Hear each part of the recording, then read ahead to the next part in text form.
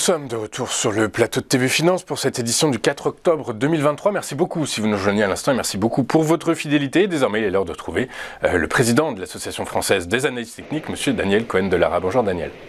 Bonjour monsieur Louis-Antoine. Bonjour Daniel, merci beaucoup d'être avec nous ce matin. Daniel, dans un environnement risk-off, très clairement les investisseurs souhaitent sortir, en tout cas prennent leur bille en partie sur les marchés actions, et la raison est très simple, c'est le niveau élevé de taux d'intérêt qui effraie les investisseurs, mais également les rendements obligataires qui crèvent le plafond, qui atteignent des niveaux jamais vus depuis de nombreuses années, plus de 10 ans. Dans cet environnement, quelles sont les valeurs qu'il faut avoir ou non en son portefeuille ? Eh bien, vous êtes là pour répondre à cette question. On va commencer par Thales, Daniel. Alors, Thales, c'est une société bien connue qui évolue depuis maintenant, depuis quasiment le début de l'année, à l'intérieur d'un range très propre, entre 129 et 140,30 euros. Et quand je dis très propre, c'est que effectivement, l'actif fait des allers-retours à l'intérieur du range. On est actuellement, il y a une quinzaine de jours, 15 jours, 3 semaines, on a touché le haut du range à 140. On a fait une structure d'analyse technique qui s'appelle un sommet en pince avant de repartir vers le bas.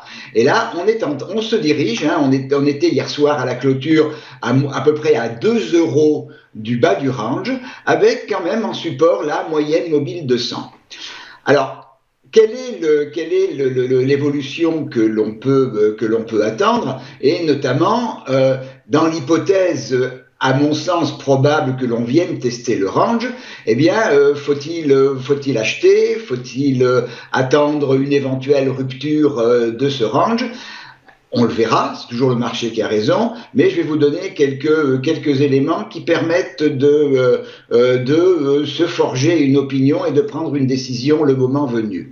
C'est pour cela que je vous ai mis le RSI en dessous, et à plusieurs reprises, début juin, notamment fin août, lorsque l'on a touché en clôture, on a touché le bas du range, on voit que le RSI s'est retrouvé en limite de survente.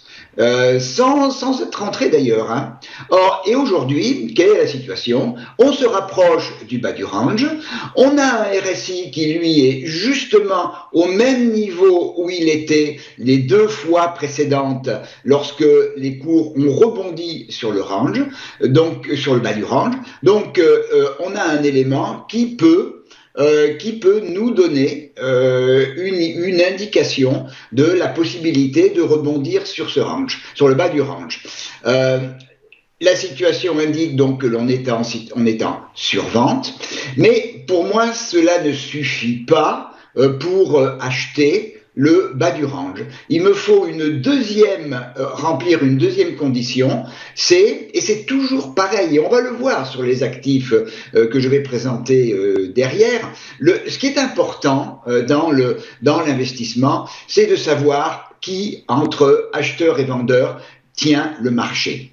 Et pour cela, l'analyse technique dispose d'éléments, dispose de figures chartistes qui traduisent justement ce conflit entre acheteurs et vendeurs. Quand on regarde ce qui s'est produit les 2 fois précédentes, au mois de juin et sur la fin du mois d'août, eh bien, on a eu 2 fois des figures de retournement du type étoile du matin qui ont montré que, eh bien, il y avait un changement de main de camp entre acheteurs et vendeurs, les acheteurs reprenant le leadership du marché. Donc, pour assurer un rebond éventuel sur le niveau de 129, eh bien, il nous faudra une figure de retournement significative avec évidemment et obligatoirement une bougie verte elle-même significative qui montrera la détermination des acheteurs. Donc, Mon sentiment est qu'on va revenir au contact des 129. Le marché est plutôt baissier, mais Thales souvent est corrélé négativement avec le CAC. Et donc, on regardera ce qui se passera au niveau du RSI et on regardera si on a une figure de retournement du marché. Dans le cas contraire, si effectivement les acheteurs n'arrivent pas à remettre la main sur le leadership du marché, eh bien, on risquerait de casser 129 pour descendre vers les supports en dessous, inférieurs, à 125,50 et 122,85.